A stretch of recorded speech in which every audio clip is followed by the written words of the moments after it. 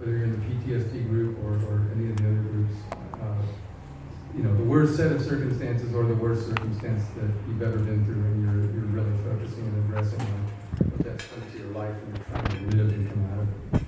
So that is when I sat at my table there when I was sharing, that's what psychedelics mean to me, and that's my intention when I went into the study, was to live and choose life and not die. And I got that. And when I came out the other side, it was just all hard work, and it's still hard work. But I found a calling to help others, and that's taking shape. And I just couldn't be happier. I'm working out and exercising like a madman, and my body is feeling great. I still have this disease. It can take me out at any time. And so I just go through life. I move through life with love in my heart, appreciation for all the great people that are in these various communities and the larger community as well. And I can't even put words how great it is. So anyone that has supported MAPS through their efforts, thank you. If you haven't supported MAPS, I hope you consider doing so. And thanks to Cannabis folks and ArcLight and all this. Did I say that right? Arcview. Good Lord. Okay. Thank you guys for coming. It's wonderful to share my story. It's very clear. It's part of my integrated process to stand up here and do this. It's not for everybody, but it's helped me tremendously. So thanks, Leanna.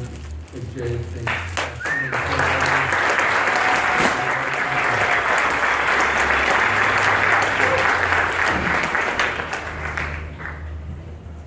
Thank you so much.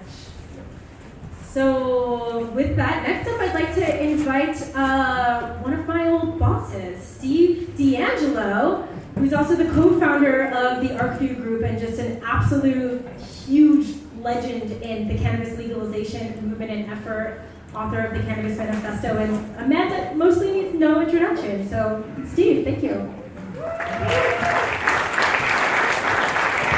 Thanks, Leanna, for letting me have a few moments to stand up here and sing the praises of MAPS. And as you'll hear, I think it's an organization which, perhaps above and beyond almost anything else, is really important to support.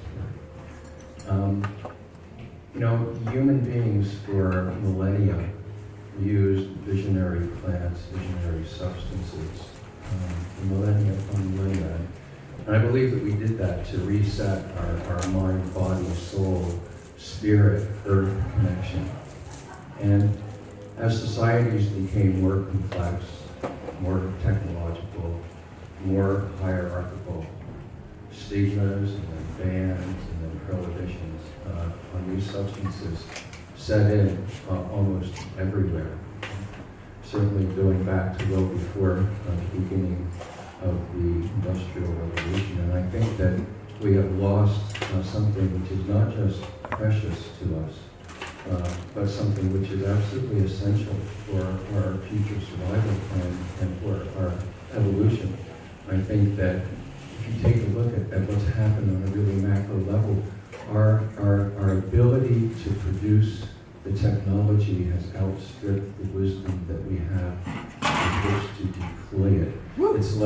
It's like on a macro level, our whole human race is stuck on the default mode network that Michael Pollan talks about in his book. And we know that psychedelics help individuals, right, break out of that default mode network.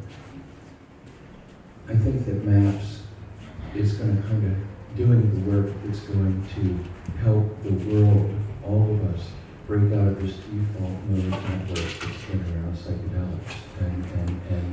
And when that connection, bear with me on the stream of consciousness. Does everybody know what the default mode network is? Anybody not know what it is? Okay. It basically just is the idea that we usually just use a very small portion of our brain to use those parts over and over and over again. And if you draw a graph, you see this circle where there's all this activity on the perimeter of the circle, but not a whole lot of connections in between. And so on an individual level, what psychedelics do is allow those connections to happen, right? Our mind, our body, our souls. They get reconnected again. We get connected with our ancient spirit wisdom. Right? I think that the work that MAPS is doing worldwide is going to take this default mode network that we've been stuck into for literally centuries, really, long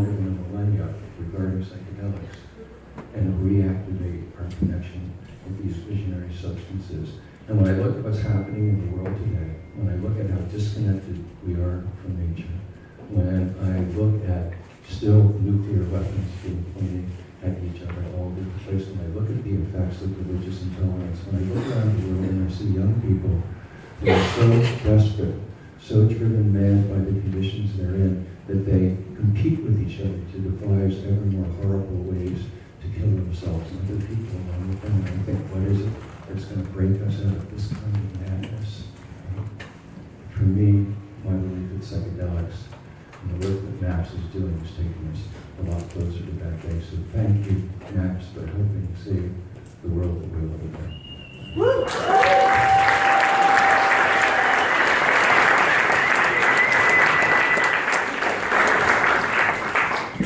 Thank you so much, Steve. I really appreciate your words.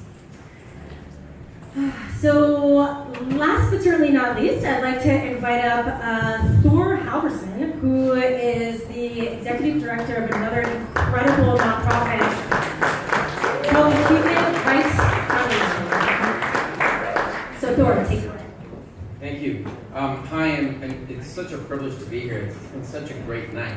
Starting with Russ, the way you led us to really just be here, be very present. And then to follow these two speakers is really something remarkable. I have a slightly different angle and view of why psychedelics are so important and why this struggle should be among the top priorities in the healing of mankind. I work with a lot of people who are primarily operating in dictatorships, either in exile or imprisoned, people who've been tortured. I'm talking people from Russia, North Korea, Cuba, Venezuela, Angola. The list is endless. And many of these folks are on the front lines in the struggle, the nonviolent struggle against dictatorships. And they are remarkable leaders. But what we've noticed over the years is that in their private lives and basically on a daily basis, they're still going through traumatic hell. Imagine victims of female genital mutilation. Even though it happened decades ago and they're leading a group that focuses on it, they themselves have not healed. And so through MAPS, we were able to allow people the experience of doing this. And I'm talking defectors from North Korea, people who have really lived horrors. And the effects have been nothing short of miraculous. Nothing short of miraculous. People who have lived through horrific conditions. In one case, a young woman who had been raped hundreds of times and sold as a sex slave in China after escaping from North Korea. And through MDMA therapy, the result was simply remarkable. This is why, if we consider that these are the leaders in certain human rights groups, consider the entire populations of countries, countries that have generations of trauma piled one on top of the other. I mean, just think of some of the places in the world where people are not free. Those people are never going to have a functioning democracy that won't fall into populism unless they've been healed from all this trauma.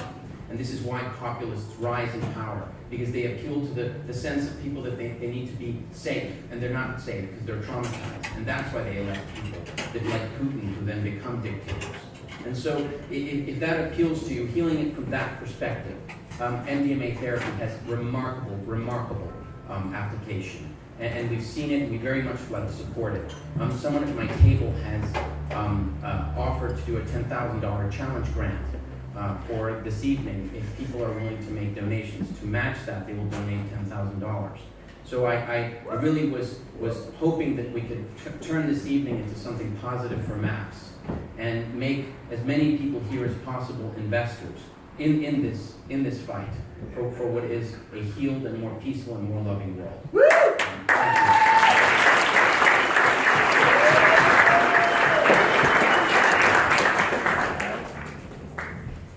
Amazing. So thank you so much, Thor. I really appreciate you and your work in the world so much, and it's just an honor to be sitting here in this room among so many people who are making a super real difference in and building a future that we all can actually believe in. And thank you to that table for the $10,000 matching grant. That's amazing.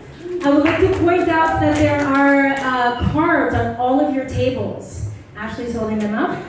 And there's some pens. And so if people wouldn't mind taking the time right now to go ahead and fill out, anything helps. Anything that you can do to help us make this difference. We MAPS has been around for such a long time and has done so much with so little.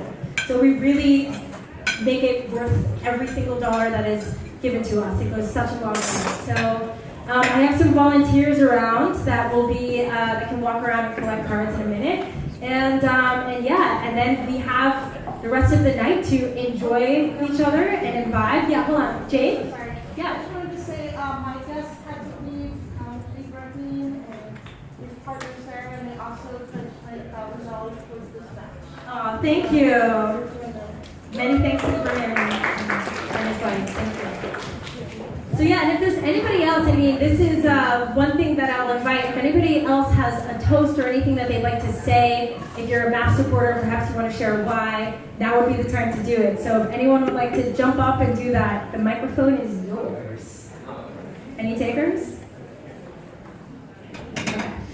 All right, so with that, we are going to, like I said, continue hanging out the rest of the night. We have until about 11 o'clock in here.